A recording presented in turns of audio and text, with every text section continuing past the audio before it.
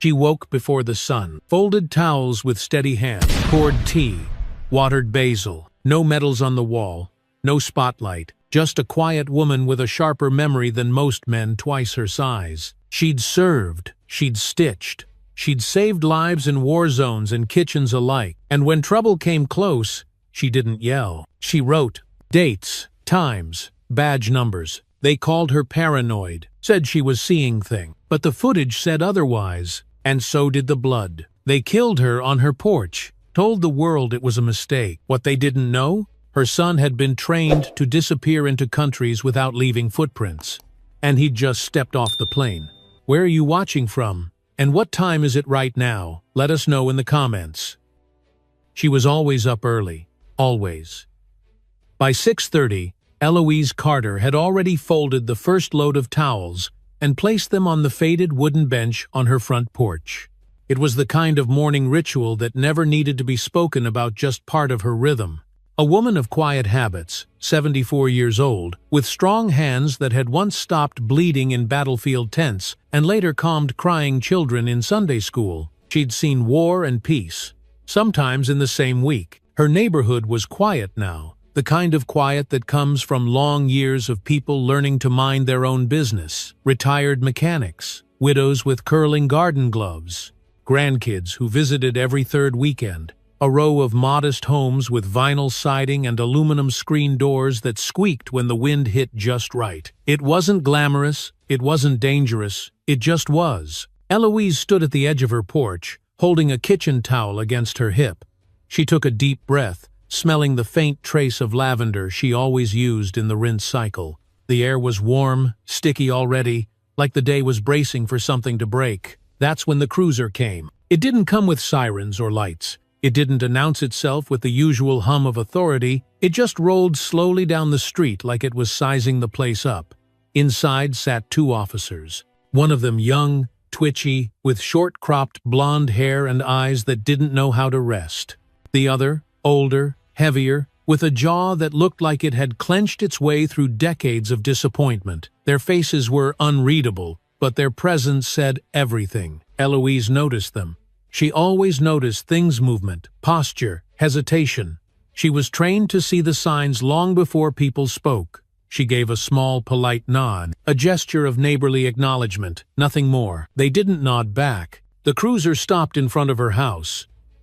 No one got out. For a few seconds, it just idled there, engine humming low. Eloise shifted her weight to her left leg. She didn't fidget. She didn't flinch.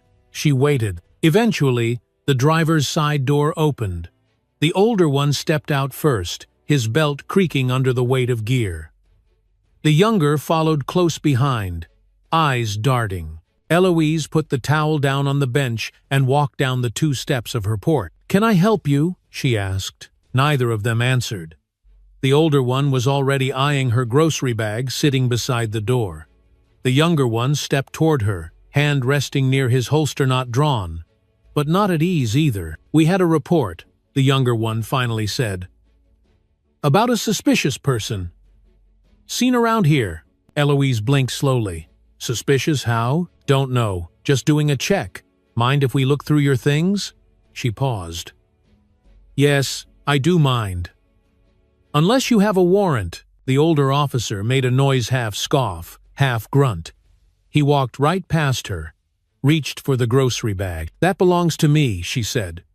Calm, not loud, not aggressive. "We're not going to take anything," the younger one muttered. "Just looking." Eloise stood in front of her screen door, arms crossed gently in front of her chest. "I've lived in this house for 31 years. My name is Eloise Carter. I'm a retired Army medic. If you have a concern, I suggest you call your supervisor." The 2 men exchanged a glance. The older one rifled through the bag anyway: some canned peaches, a bottle of aspirin, a folded receipt. Nothing else. "No dirt?" he asked. Eloise nodded toward her front door. "Inside, on the table." "I wasn't planning on being interrogated while folding laundry." There was no apology, no de-escalation, just a cold silence. And then, as if bored, they both turned back toward the cruiser. As they walked away, The older one mumbled something Eloise didn't quite catch. Maybe she was never meant to. The doors slammed, the engine revved, and the car pulled off, leaving behind only the faint echo of suspicion. Eloise stood still for a moment. She didn't move to pick up the bag. She didn't go back inside. She just stood there, eyes on the street, watching the dust settle where their tires had been. Then she reached down, picked up the receipt, folded it neatly, and slid it into her pocket. Inside her house, she opened a drawer beside the phone, pulled out a notepad, wrote down the time, the date, and a description of both officers. She didn't shake. Her handwriting was as steady as ever. She dialed the non-emergency line for the police department, waded through the automated system, pressed the number for "File a complaint." When the beep came, she spoke clearly. "My name is Eloise Carter. I'm calling to report an incident that occurred at my residence this morning. 2 officers approached me without probable cause and searched through my belongings without permission or a warrant. I asked for their supervisor. None was provided. I have their description. I'd like this recorded and followed up." She didn't ask for anyone to be fired. She didn't raise her voice, just the facts. Because she still believed that truth, if said plainly enough, might be heard. When she hung up, the screen flashed a case number. She wrote it down: 841 DRQ 1187. Then she folded the paper, slid it into her address book, and went back to folding towels. Outside, the sun had risen fully now. The heat was beginning to press down. The birds had stopped singing, and Eloise Carter, without knowing it, had just filed the last complaint she would ever make. 3 days passed. Nothing happened. No callback. No officer showed up. The case number that had once flashed clearly on Eloise Carter's screen now led to nothing. The next morning, she tried again. The automated system responded flatly, "Record not found." That was when she understood this wasn't a glitch. It was deliberate. She didn't tell anyone. Not her neighbor who brought her tomatoes from the garden. Not the postman who always stopped to ask about her roses. Not even the pastor who checked on her after service. It wasn't fear that kept her quiet. It was experience. Because Eloise knew, when the system wants to make you disappear, it doesn't shout. It stays silent. So she did what she always did. She moved through her days like life was still normal. But the signs came quietly. One evening, just before midnight, a cruiser parked across the street. No sirens, no lights, just idling. The windows were tinted dark. She stood behind her curtain, eyes trained on the shape inside, motionless. No knock, no words, just presence, watching. Another night, she found her garden hose running. The valve had been turned on all night. Water soaked into the dirt path beside the house. Her shoes squished as she stepped out to shut it off. There was no sign of trespass. But the message was clear. This wasn't policing. It was pressure. Each time, she logged it in a small spiral notebook, the same one she'd once used for grocery lists and medication refills. The handwriting was neat, like her military files used to be. The 17th of July, 11:42 p.m. Cruiser passed. No lights. Plate unreadable. The 19th of July.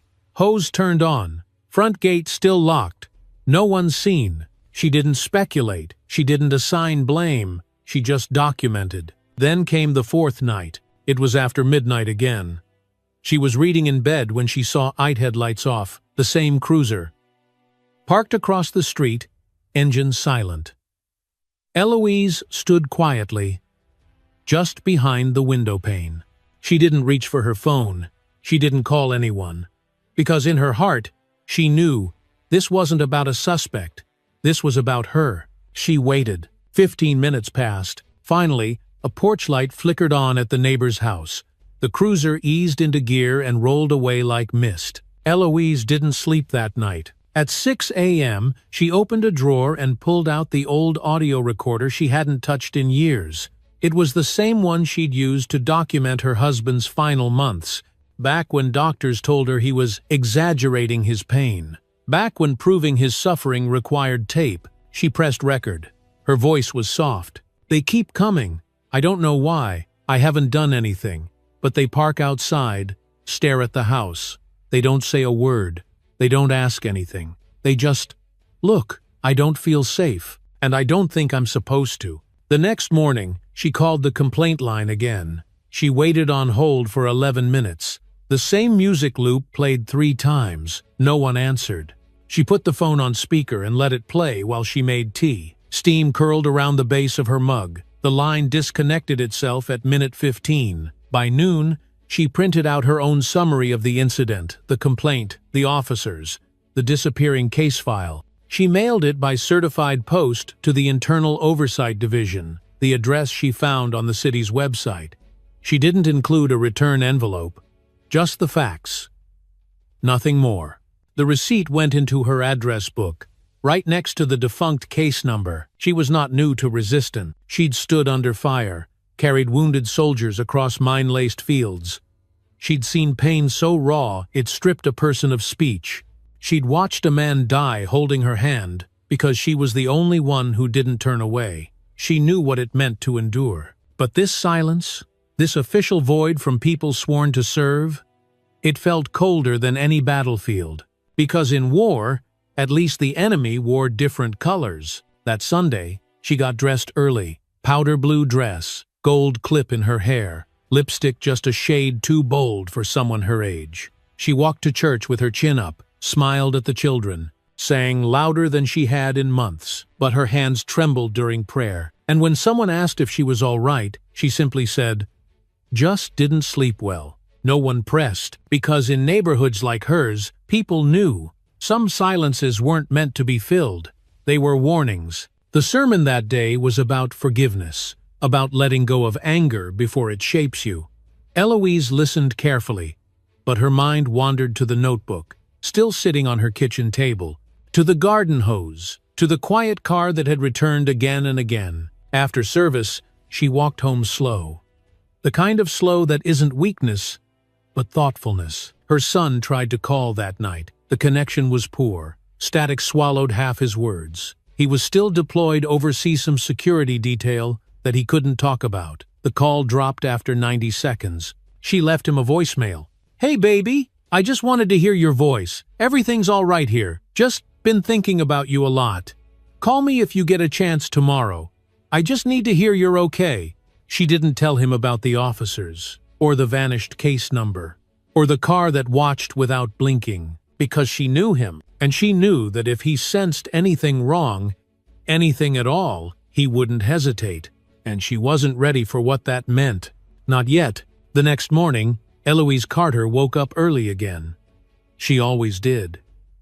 Habit wasn't something she changed, even when the world around her started to shift in quiet, disquieting ways.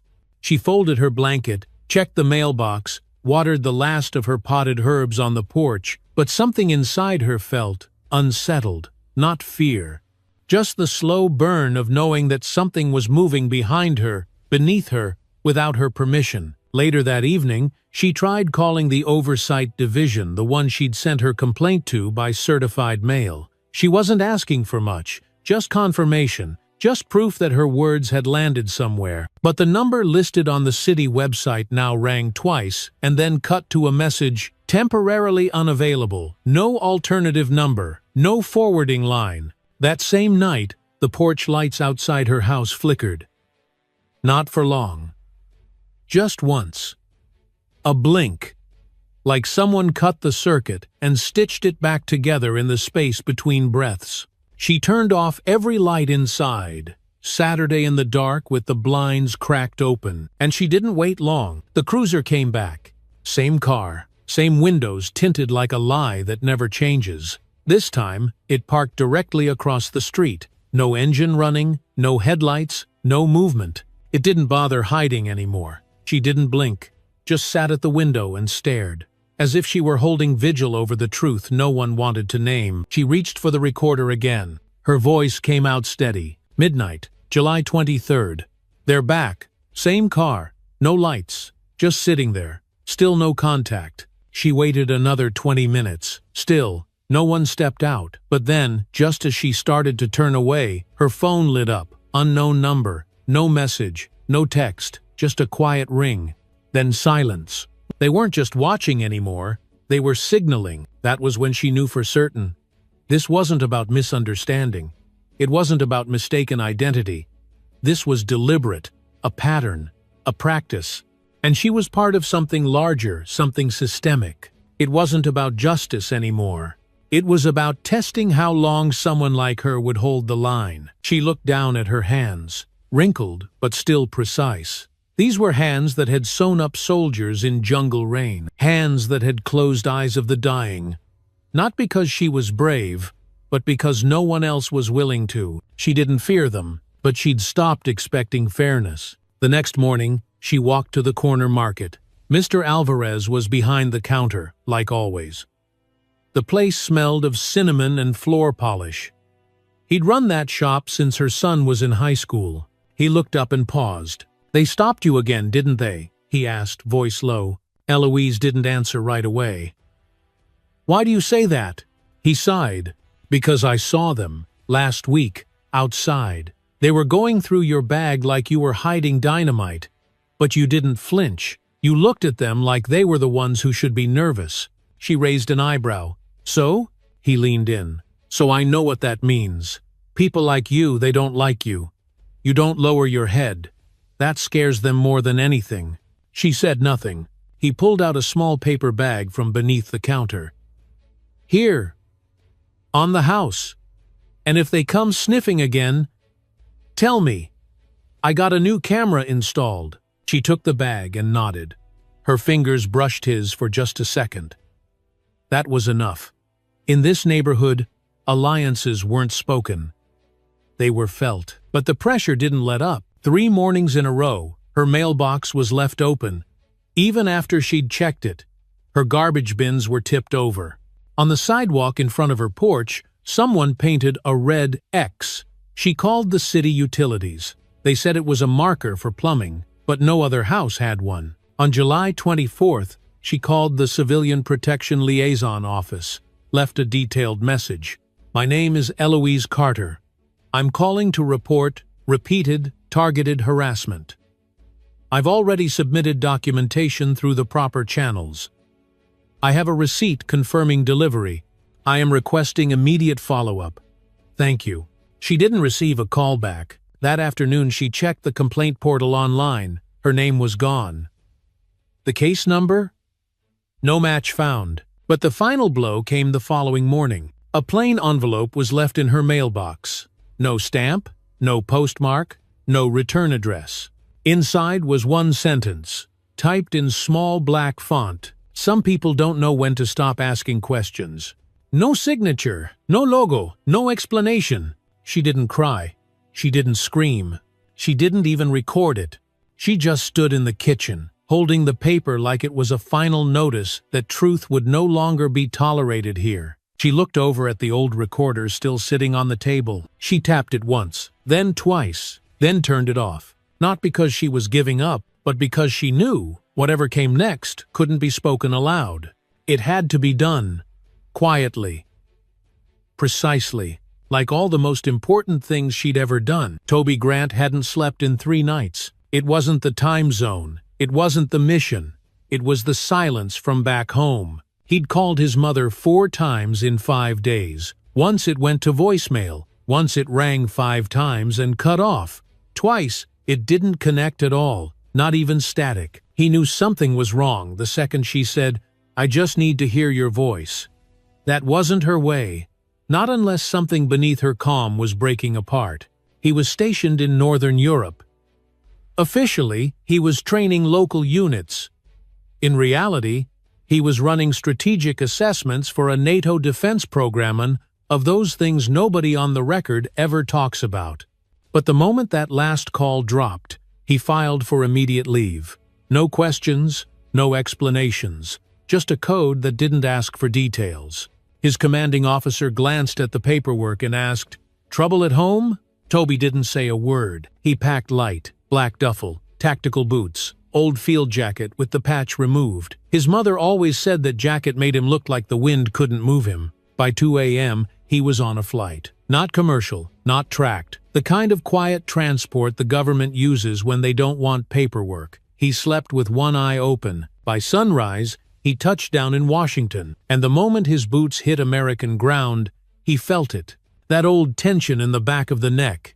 That shift in the air, like something sacred had been disturbed hours ago, and no one had bothered to tell him. He didn't call anyone.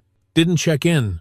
He retrieved a civilian alias ID from a secure locker in Arlington, still active, still clean, and dropped completely off the radar. Then he drove, straight south. Not on highways, not past toll booths. He switched cars in North Carolina, took backroads most GPS systems wouldn't bother mapping. It wasn't paranoia, it was how he'd been trained. Because Toby wasn't just coming home, he was re-entering contested ground.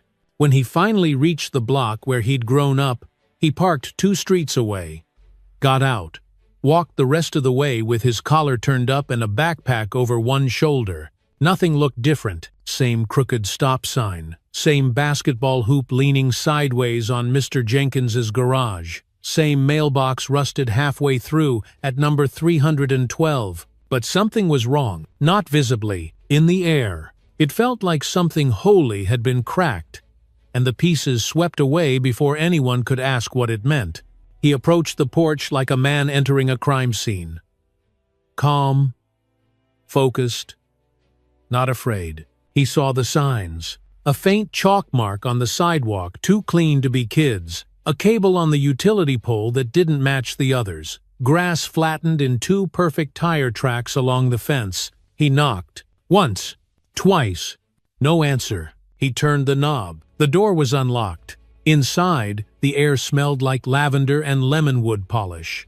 A smell he remembered from childhood. The smell of safety. But this wasn't safety. This was aftermath. He didn't call out. He moved like he would through an unsecured building, silent, scanning every corner, watching for changes in shadow and air. Kitchen. Clean. Table. Untouched. A notebook lay open, his mother's handwriting, precise and calm. Cruiser passed. No lights. Mailbox left open. Case number deleted. Unmarked envelope delivered. No signature. Living room. Neat. No furniture disturbed. Bedroom. Bed made. Clothes hung. No sign of packing. She hadn't left. She hadn't planned to. On the table beside the couch was her old recorder. The one she used for recipes, shopping lists, old gospel hymns. He pressed play. The final recording played. They're watching again. Just sitting there. I don't know what they want. I haven't done anything. But it feels like they're waiting for me to make a mistake. A pause. Then a whisper. Toby, if you hear this, I just need you to come home. I think they want me quiet. That was it. The file ended. Toby didn't move. He didn't speak. He stood at the center of the house where he'd once built Lego towers and learned how to tie his boots. Then he reached into his duffel and pulled out a small flash drive. Military-grade encryption. Loaded with an off-grid surveillance system he'd helped develop, capable of scraping location data, mapping response patterns, and tracing movements through anonymized pings. Most systems didn't even log. He powered on her old laptop. Slow, humming, but still alive. He plugged in the drive, and the screen filled with light. Police vehicle logs. Times. Locations. Frequencies. His mother's address flagged 7 times in 4 weeks. Pings clustered like red bruises, each entry stamped with a different officer ID, but all routed through the same district node. She wasn't imagining it. She wasn't paranoid. She'd been under surveillance. And no one, not the city, not the department, had admitted a word. Toby closed the laptop, pressed both palms flat against the table. He took a breath. Deep, heavy, then whispered, "I'm here now, Mama. Let's begin." It happened faster than anyone could react. It was a humid afternoon, quiet, the kind of heat that made everything still. Lawnmowers had gone silent, wind chimes barely moved. Even the air seemed to be holding something in. Eloise Carter stepped onto her porch with a small trash bag in her hand. She wore her ash-gray house shirt, soft slippers, and a scarf pinned neatly around her hair. She wasn't rushing. She wasn't running. She was just taking out the trash like she had done 1,000 times before. 2 blocks away, Toby was sitting at a red light, engine low, hand resting lightly on the wheel. He hadn't slept, but his mind was sharper than it had been in months. Something inside him buzzed, a noise only instinct hears. His mother's voice still echoed in his head. "I think they want me quiet." That's when the car appeared. A silver sedan tore around the corner. No siren, no lights. Too fast for any neighborhood. The tires screeched as it skidded, fishtailed, then slammed to a stop 3 houses down from where Eloise stood. 3 officers jumped out. The first, young, lean, fast already, had his weapon drawn before his foot hit the ground. "Stop, police!" he shouted, breath wild. The second officer was older, slower, his radio raised but his mouth too slow to speak. The third, fresh-faced, barely old enough to shave, froze as soon as his boots hit the pavement. A young man in a hoodie darted from the passenger side of the sedan. He took off in a full sprint, but he didn't run toward Eloise's house.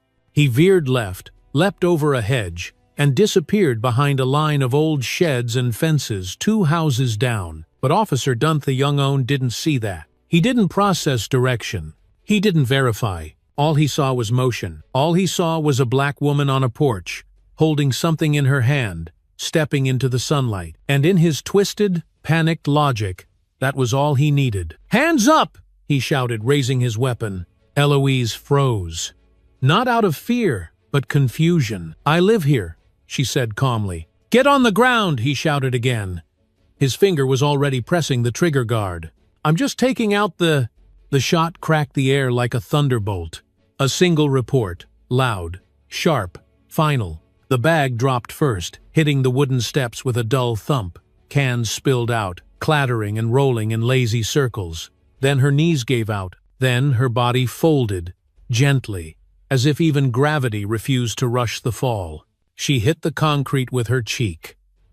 Blood began to bloom, dark and spreading across the front of her gray shirt. No scream, no last word, just silence. The neighborhood held its breath. Curtains snapped shut. Children ducked behind fences. Somewhere, a sprinkler kept turning, oblivious. Then the roar of tires broke the silence. Toby's black SUV came around the corner like judgment itself. He swerved, jumped the curb, and flung open the door before the wheels had even stopped turning. He didn't run. He walked, fast, measured, every step a practiced move, a man who'd trained his whole life not to panic when panic would have made sense. He reached the porch and dropped to his knees. His mother lay still, one hand open, as if reaching for something she never got to say. He pressed 2 fingers to her neck. No pulse. He leaned close, ear to chest. No breath. He closed his eyes for 1 second, just one. Then, with incredible gentleness, he slid his hand over her eyes. They closed like they were always meant to rest that way. He stood. No tears, no words, just presence. Then he turned to face the officers. Dunn stood frozen, gun half lowered, lips parted in a look of slow realization. The older officer had finally caught up and gasped when he saw the body. "What the hell did you just do?" he shouted. Dunn said nothing. The trainee officer backed up, hands shaking. He looked like a kid who'd just watched someone die in a movie, except this wasn't fiction. Toby pulled a phone from his jacket. Not a normal phone. Meta black. No markings. He tapped in a code. It connected without a ringtone. A woman's voice answered. "Confirm protocol," she said. "Civilian casualty," Toby replied. "Type AD erect relation. Eloise Carter." A pause. "Coordinates?" He gave the address. "Confirmed. Response en route. Local jurisdiction is now suspended." Toby ended the call, then raised his voice. Loud, clear, unshakable. "You shot my mother because she was black, didn't you?" No one answered, but the way Dunn's face drained white was the only confession needed. Toby stepped forward. 1 step, just enough. "Was she reaching for a weapon? Did you check your perimeter? Did you confirm the suspect? Or did you just see skin and squeeze?" Dunn swallowed. His voice cracked. "Two thought. You didn't think?" Toby said. "You pulled the trigger and waited for reality to catch up." The street was silent again. Except this time, silence wasn't just grief. It was the sound of a system beginning to break open. Toby looked down at the blood on his mother's porch, then back at the officer, and said, You have no idea who you just made an enemy of." No one moved. The sun pressed down hard, but the air stayed cold.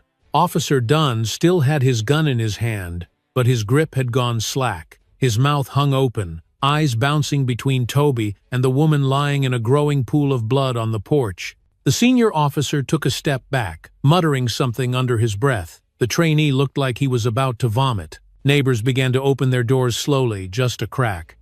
No one spoke. No one filmed.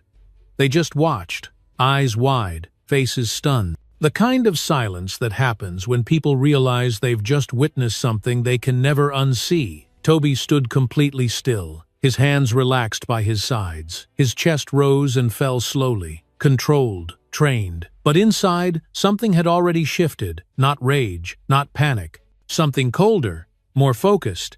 He looked down at his mother one last time, then back at Dunn. "She was a medic in 2 wars, he said flatly. "Saved more lives than you'll ever touch. And you shot her while she was holding a bag of empty cans." Dunn didn't answer, couldn't. That was when the black SUV turned the corner. Not Toby's, another one. Unmarked. No decals. No city tags. It stopped quietly at the curb. 2 men and 1 woman stepped out. Dark suits. No visible weapons. One held a sealed silver case. The other held a biometric scanner. The third simply scanned the crowd with cold eyes, noting every badge, every holstered gun, every trembling breath. "Federal Response Team," one of them said, showing a black card. "This scene is under federal lock. All local officers are to step back immediately." The older cop tried to protest. "We haven't even—" The woman raised her voice, cutting him off without raising it. "Step back." And they did. Dunn was disarmed without struggle. His weapon tagged, logged, and sealed inside a sterile case. The trainee was escorted away quietly. The older officer stood frozen, unsure if he should follow orders or run. Toby didn't speak to the feds. He didn't need to. One of them handed him a black earpiece. He took it, put it in. "Listen, your call was authenticated," the voice said. "Containment protocol is active. Incident classified as type a civilian fatality with active federal clearance tie-in." Toby said nothing. "We'll secure the body, extract data, suppress civilian footage. We'll notify Central. Do you wish to remain primary contact?" He hesitated, then said, "Yes." He watched as they approached Eloise's body. Not with violence, not with detachment, with reverence. They placed a cover over her slowly, not like evidence but like she was someone who still mattered. Because she did. Toby walked to the edge of the porch, looked out across the street. People were still watching, still waiting. He raised his voice no in anger, but like a man reciting orders to a unit. "She didn't do anything wrong. Don't let anyone say she did. She was murdered. And this time, someone's going to answer for it." The crowd didn't cheer. They didn't clap. But one by one, more doors opened. More faces appeared. And for the first time in a long time, Toby didn't feel alone. Inside the house, he went straight to her desk, opened the drawer she always kept locked. The key was still hanging on a small nail behind the photo of his father. Inside, her journal, a flash drive, and a folder labeled, "If Something Happens." He sat down and opened the folder. Inside were screenshots, call logs, copies of the complaints she filed, names, dates, everything the system said didn't exist. She'd kept it all. Toby leaned back in the chair. Now it was war, not the kind fought with bullets, the kind fought with records, truth, and resolve. He pulled out his laptop, began uploading every file to a secured cloud. Backups, duplicates, triggers. Then he made a call. Not to the news, not to the police, but to someone in Washington who owed him a favor. When the line picked up, he said just 5 words. "It happened. I need everything." The voice on the other end didn't ask questions. They just said, "Understood," and hung up. Outside, the street was beginning to clear. But nothing was normal anymore. The blood had been cleaned. The porch hosed down. But the stain wasn't gone. Not from the street. Not from history. Not from Toby. The next morning, the world knew her name. Not because of a press release. Not because of a news cycle hungry for another tragedy. but because someone from the neighborhood, a teenager with a cracked phone screen and a steady hand, had filmed the entire thing. Start to finish. No filters, no edits, just truth. The video went viral before breakfast. It spread through group chats and church forums and veterans' pages faster than any algorithm could suppress it. No hashtags, no slogans, just a single caption. Her name was Eloise Carter, and then came the silence from officials. No apology, no press briefing, no public statement. Because this wasn't just about a mistake, it was about exposure. They hadn't just killed a woman. They had killed a veteran, a healer, a symbol. At the Department of Veterans Affairs, someone recognized her name within minutes. A clerk pulled an old file, then called a supervisor, who called someone else. Until finally, a dusty folder made its way onto a polished table in a classified briefing room. Service record: immaculate. Combat history: 2 deployments, Panama, Bosnia. Commendations: multiple.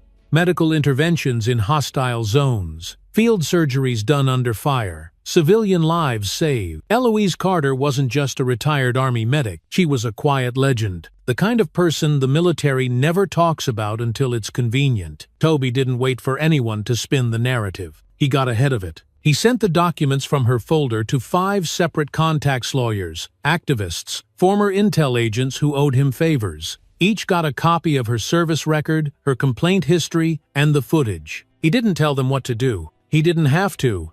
By noon, an independent news blog ran the headline: "Decorated Army Veteran Killed by Police While Holding a Trash Bag." The article didn't editorialize. It didn't need to. It showed the footage. It printed her service history. It ended with a quote pulled from her journal. "They keep coming, and I don't know why. But I won't leave my home. I've earned my peace." The story exploded. It reached families in Georgia and Arizona. It aired on small-town morning shows. It hit front pages of newspapers that still cared about truth. But for Toby, none of that mattered. He was back at the house, sitting in her old chair, staring at the wall like it might speak. Because what haunted him wasn't the violence. It was the slow erosion that led to it. The ignored complaints, the quiet harassment, the moments people looked away. She didn't die in a vacuum. She died in a system built to pretend she never existed in the first place. And now, he was going to make sure that system had to say her name. He opened her journal again, started from the beginning. The first few pages were about her garden, notes on soil types, reminders to prune basil before it flowered. Then came the medical notice tips she'd copied down from old field manuals. But by page 23, the tone changed. "Officer circled block twice today. I waved. He didn't wave back. Complaint filed. No confirmation received." Logged time and date. Then page after page of observations, receipts, notes, names. She had done the work. She had documented everything. And no one had listened. Until now. Toby scanned each page, converting it into a searchable archive. He highlighted patterns, identified gaps. Every officer she'd mentioned, he logged into a timeline.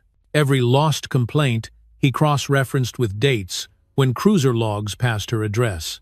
The patterns were there, and they were undeniable. She hadn't imagined a thing. They had tried to erase her voice. And now, her son was turning that voice into a record no one could delete. That evening, as the sun set over the street she had protected simply by living on it, Toby received a call. It was from one of the lawyers he'd sent the file to. "We have a case," she said. "Wrongful death. Civil rights violation. Negligence at multiple levels. And more." Toby didn't react. He just asked, "Will it stick?" The line paused. "Depends on how loud you're willing to be." He looked at the photo of his mother on the shelf. Her smile was soft, but her eyes? Her eyes had always been sharper than any knife. "I'm not here to make noise," he said. "I'm here to make sure it never happens again." 3 days after the shooting, the mayor finally stepped in front of a camera. Her face was pale under studio lights, voice brittle like she was trying to read sorrow from a teleprompter. She offered condolences, called it a tragedy, promised an independent investigation, used all the right words, But somehow, every sentence landed like dust. No one bought it, because while she spoke, the footage had already surpassed 6 million views. Not on news channels, on phones, in living room, in church parking lots and VFW halls, and across small-town kitchen tables where people said quietly, "She didn't deserve that." The public didn't need an investigation. They had eyes. They saw Eloise raise no weapon. They saw her holding a trash bag. They heard her say, "I live here." And then they heard the gun. By then, Toby had already filed the federal lawsuit. The paperwork was layered like armor, filed in multiple jurisdictions, anchored by civil rights attorneys, veterans advocacy lawyers, and one retired prosecutor who had lost his own sister to a bad traffic stop decades ago. The suit named the officer, the department, the city, and the Internal Review Board.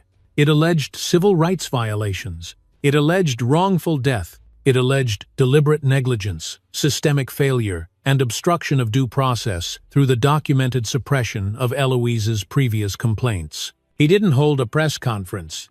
He didn't do interviews. He let the filings speak. But the movement didn't wait for permission. People started marching, not just in major cities with camera crews, but in quiet towns, places that never made the national news. They held candles outside courthouses. They carried signs that didn't scream, but whispered truths: veteran, mother, killed.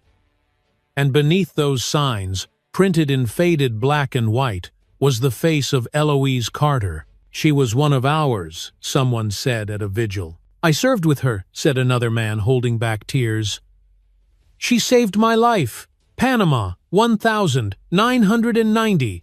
She taught my daughters CPR in the church basement," whispered a woman who had never spoken at a microphone before. Toby didn't attend every gathering, but he watched from afar, not through headlines, through the emails, the voicemails, the digital flood of people who didn't want to be part of a trend. They wanted to be part of a reckoning. At the house, he was building something far more powerful than protest signs. He was assembling a war file. It wasn't just evidence. It was testimony. It was pain, systematized. He digitized every one of Eloise's handwritten logs, every complaint she filed, every badge number she mentioned. He gathered footage from neighbors, transcripts from dispatchers, timestamps from cruiser GPS logs.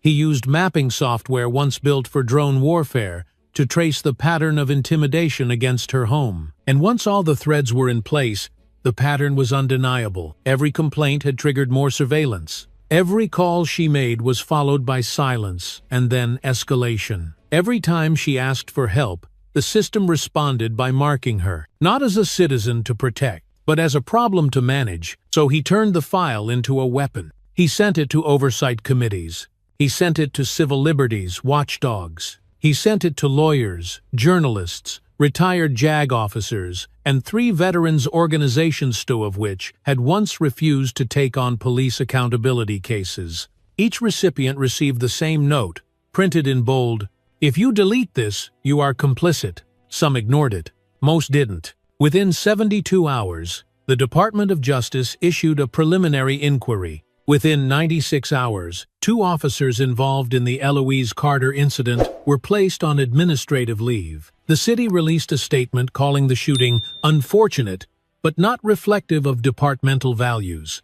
But their words didn't matter anymore, because the public had already judged them. Toby had something stronger than outrage. He had momentum.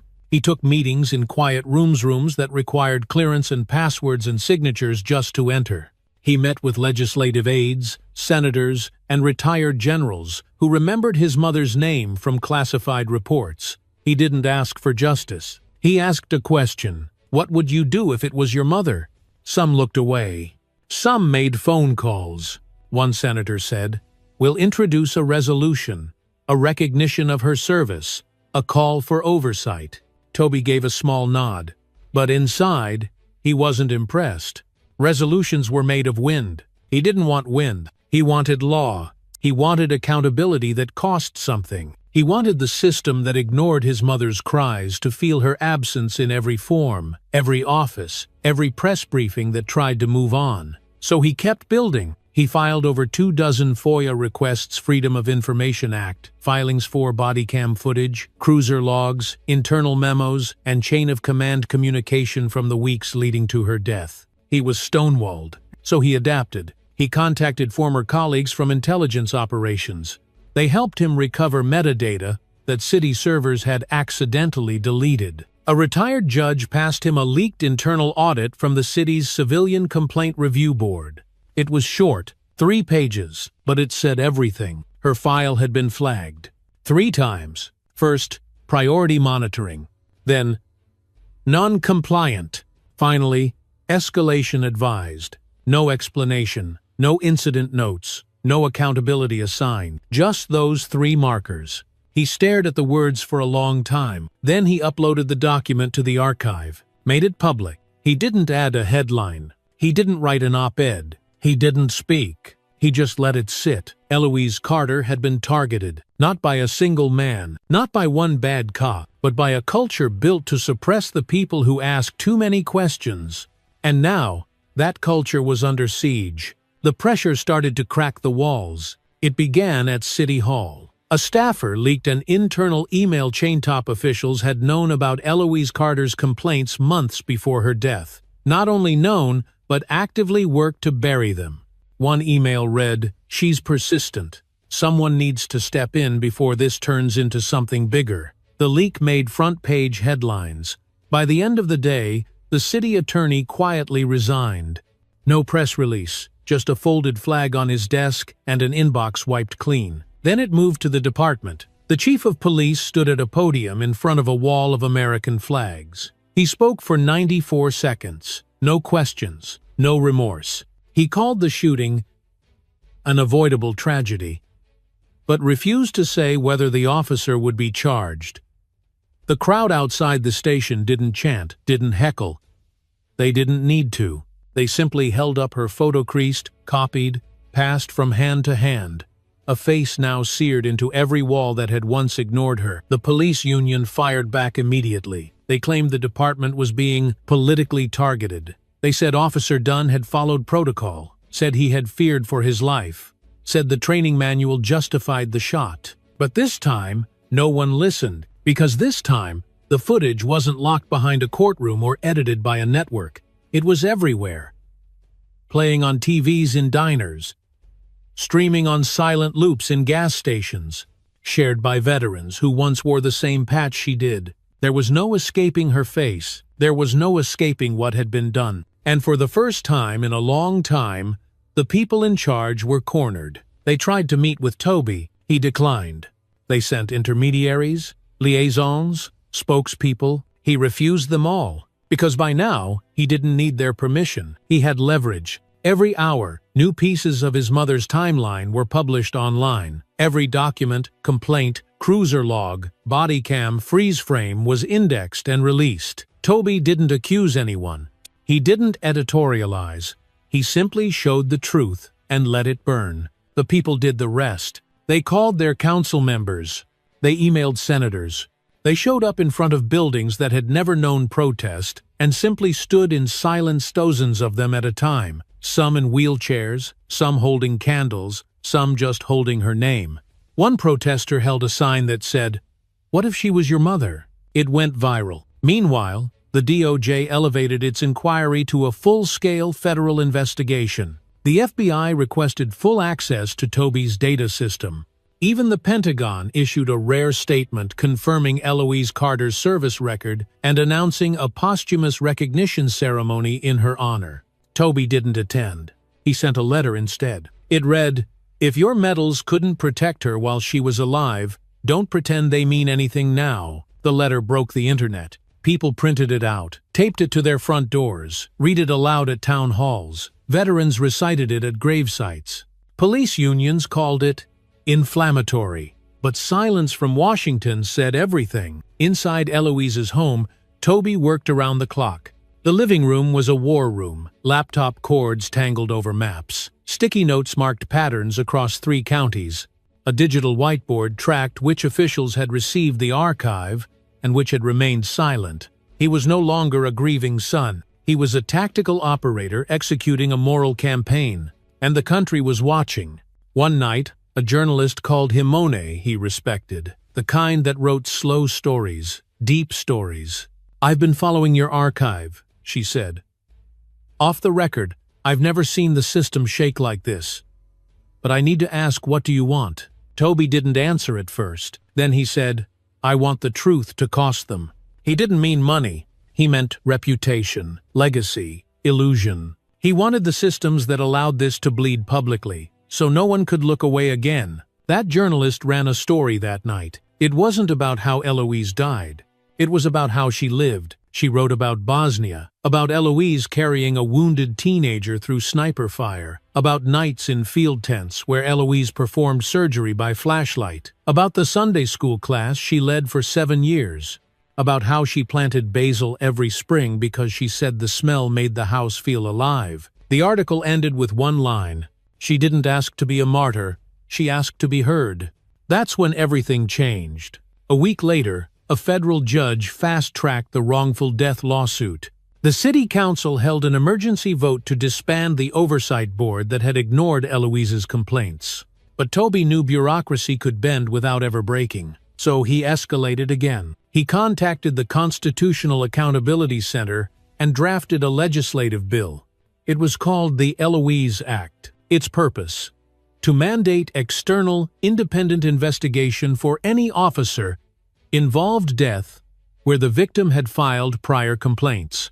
No exceptions, no internal reviews, no delays. The bill started quietly. Then it ignited. 3 senators co-sponsored it. Veterans groups endorsed it. Gold Star families posted videos of support. And Eloise Carter's name, once whispered on a porch, was now printed in draft law.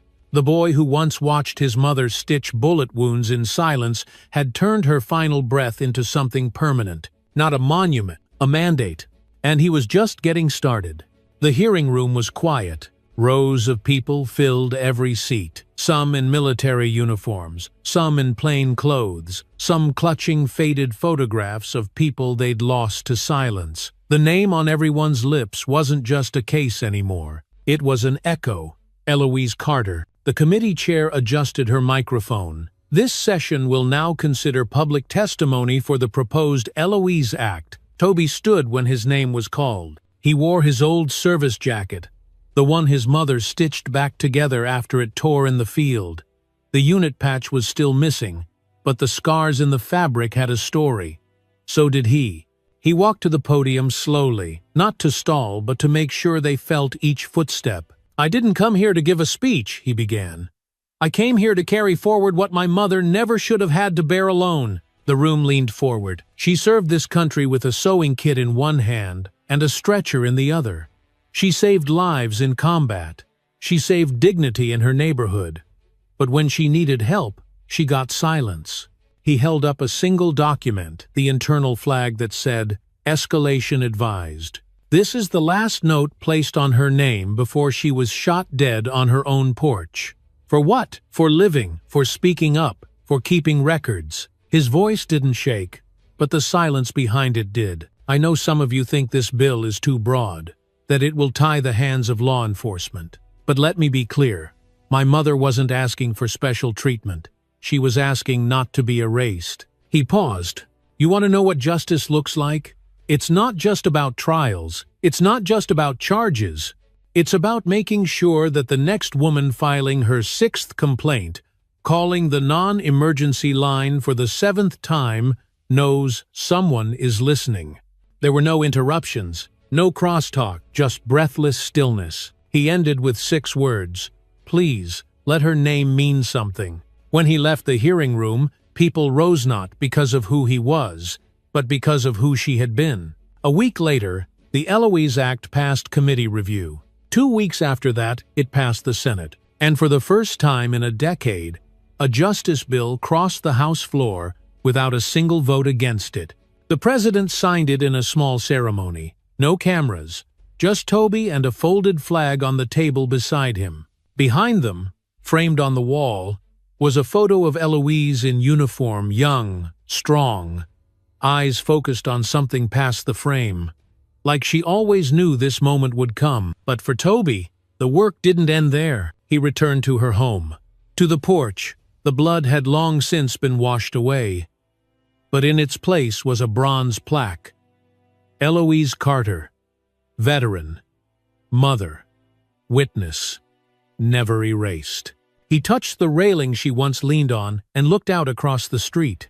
Neighbors passed by and nodded. Some brought flowers, others just paused, and over the next few months, the country changed. Across the nation, hundreds of flagged complaints were reopened. Laws were rewritten in 3 other states, modeled after the Eloise Act. 2 officers involved in Eloise's surveillance were fired. A third took early retirement. The Civilian Oversight Board gained national accreditation, and transparency policies were updated in more than 40 departments. Most importantly, the people who had stayed silent during her final year, the ones who once said, "It's not our place," began to speak. At churches, at schools, in city council meetings, they spoke her name like a vow. Officer Dunn was indicted on multiple charges: manslaughter, falsifying evidence, and obstruction of justice. The trial drew national coverage. Families traveled from out of state just to sit in the gallery. But Toby didn't attend. He spent that week at a veterans hospital, helping set up a new community program in his mother's name, Carter House, a safe space for elderly veterans dealing with systemic neglect. He didn't need to watch the man who pulled the trigger. He was too busy building something that would outlast it. Later that winter, he visited her grave. The stone was simple: her name, her rank, a single line beneath. "You didn't flinch. Neither will we." Snow dusted the top of the headstone, soft and clean. He stood for a long time, not in mourning, in steadiness, because he'd done what he came to do, not just hold someone accountable, but force a country to remember. Not with a speech, not with a statue, but with change. Real change. And when he left the cemetery, he didn't walk alone.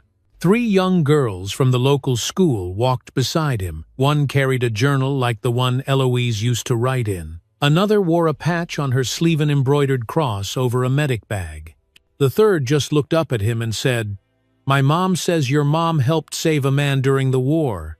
Is that true?" He smiled. "It's true. Did anyone thank her?" "They're thanking her now," and they kept walking. A few steps behind them, an older woman in a gray sweater quietly placed a single white rose at the base of the headstone. She didn't say a word.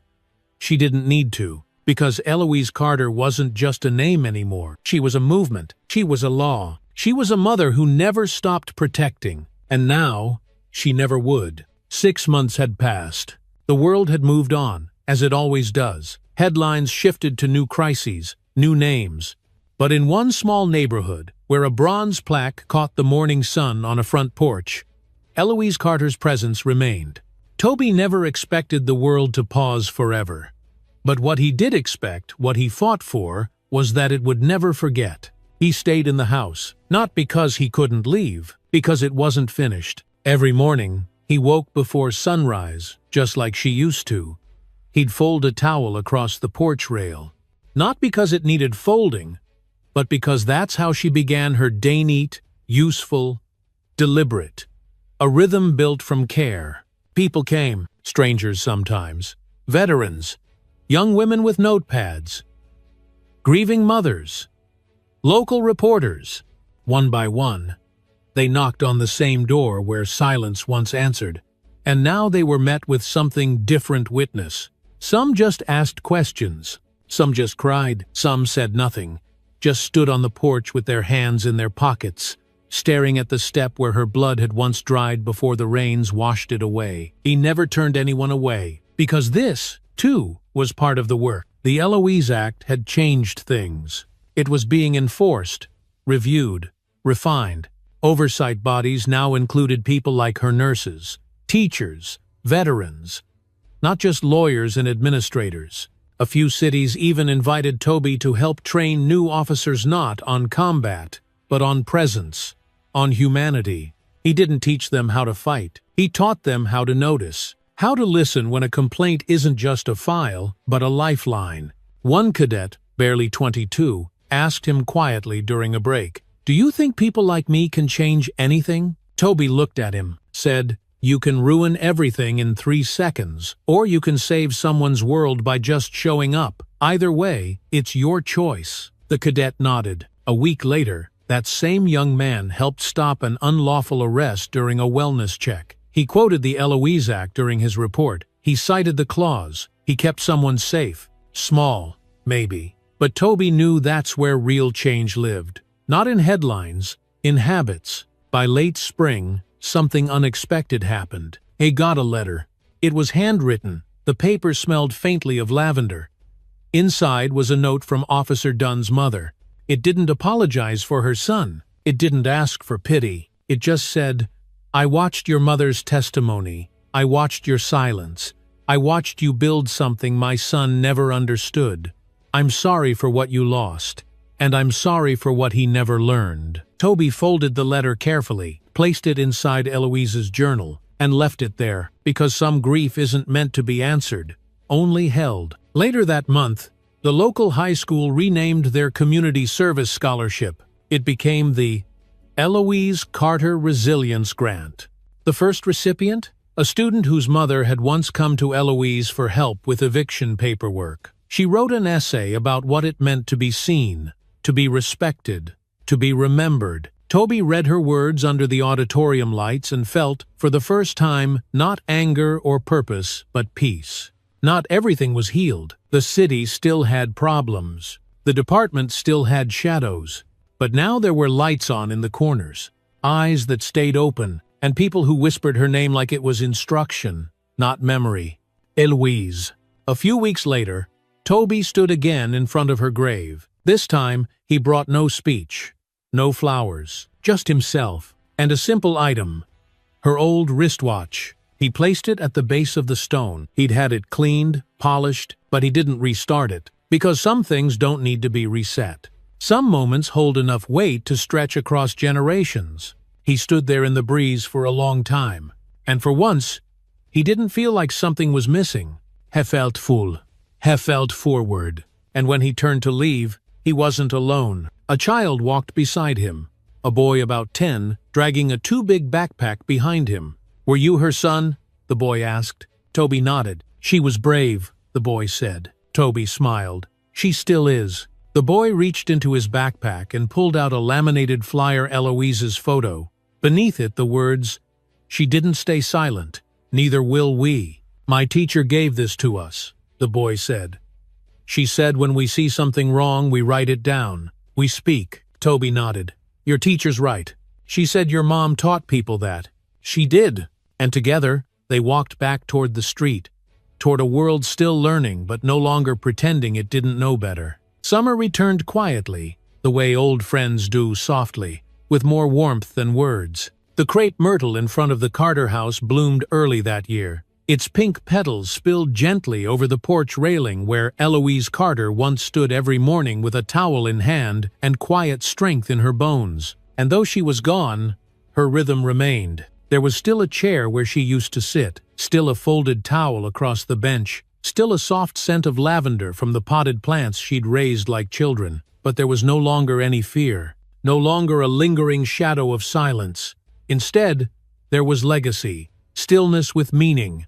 6 months had passed since the Eloise Act became law, and what began as one woman's quiet resistance had become a national touchstone for moral clarity. Across the country, community centers hung her portrait near the entrancino because someone told them to, but because someone had to. In dozens of cities, civilian boards were restructured, their seats now filled with nurses, educators, veterans people who had lived lives like hers and had been ignored just the same. Toby stayed in the house, not because he was anchored by grief, but because it felt like the right place to begin again. Each morning, he walked the same path his mother once did, down the porch steps, past the mailbox that no longer got tampered with, through the block she once patrolled in her own quiet way.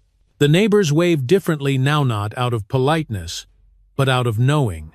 They didn't look past him anymore. They looked through him and saw her. At the elementary school 2 streets over, the students had planted a listening garden in her honor.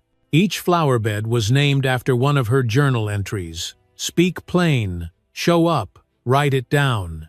The children didn't fully understand everything Eloise had lived through, but they understood enough. "She was kind," one boy said during a classroom presentation, "and she didn't quit." That was the truth, reduced to its most sacred form. The Carter Foundation continued to grow.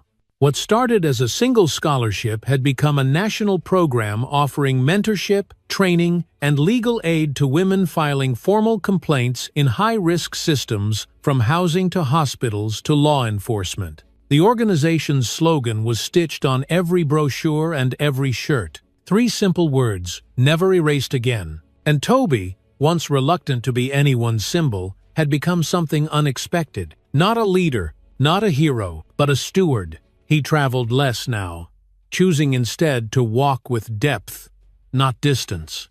He ran weekly writing workshops in the basement of the community center, helping people document their stories just as his mother had done with hers. "I'm not a writer," an older man had said once. "You don't need to be," Toby replied. "You just need to be honest." The man came back the next week with a 12-page letter he'd never mailed to the housing authority.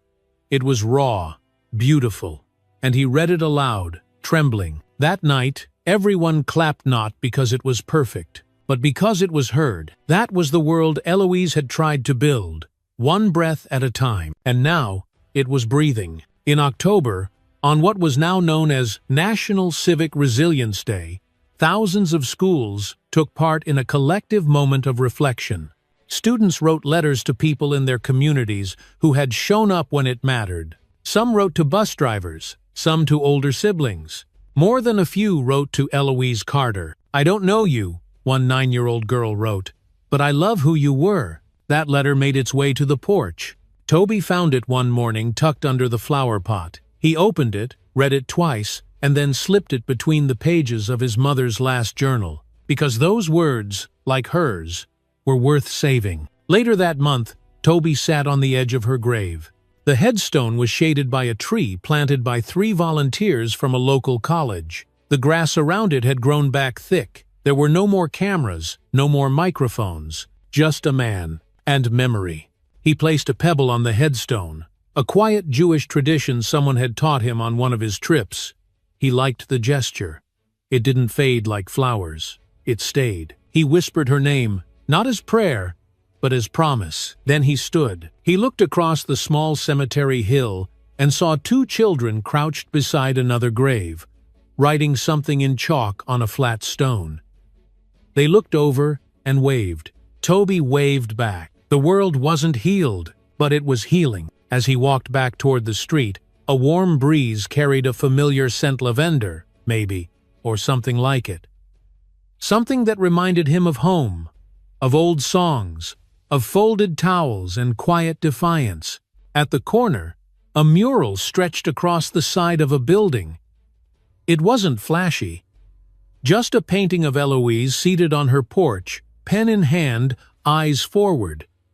Beneath it, in bold white paint, she saw, she wrote, we listened. Toby paused. He didn't take a photo. He just stood there, letting it wash over him. A small crowd gathered behind him. Strangers, mostly. Some carried notebooks. Some just stood in silence. One by one, they placed small objects beneath the murala candle. A pressed flower, a worn dog tag. No speeches were given. No music played. It was enough to be there, to witness, to continue. When the sun dipped low and the mural glowed gold in the light, Toby turned away, his heart full but steady. His mother was gone, but her voice had multiplied, and it would never be erased again. What happened to Eloise Carter wasn't just a tragedy. It was a warning, a mirror, a lesson. It showed us how dangerous silence can be, and how powerful one voice becomes when it refuses to disappear. She wasn't a politician. She wasn't a celebrity. She was a mother, a veteran, a woman who kept records and kept her dignity, even when the system turned its back.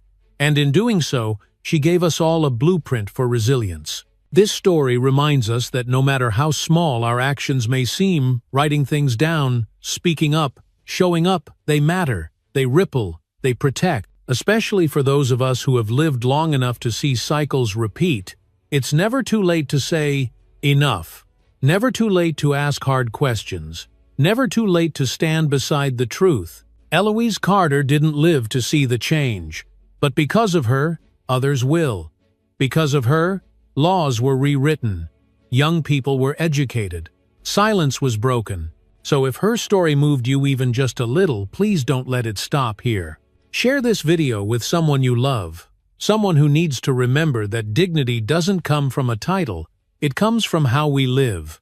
Click like to help more people see this story. Subscribe if you want to keep hearing voices that refuse to be erased.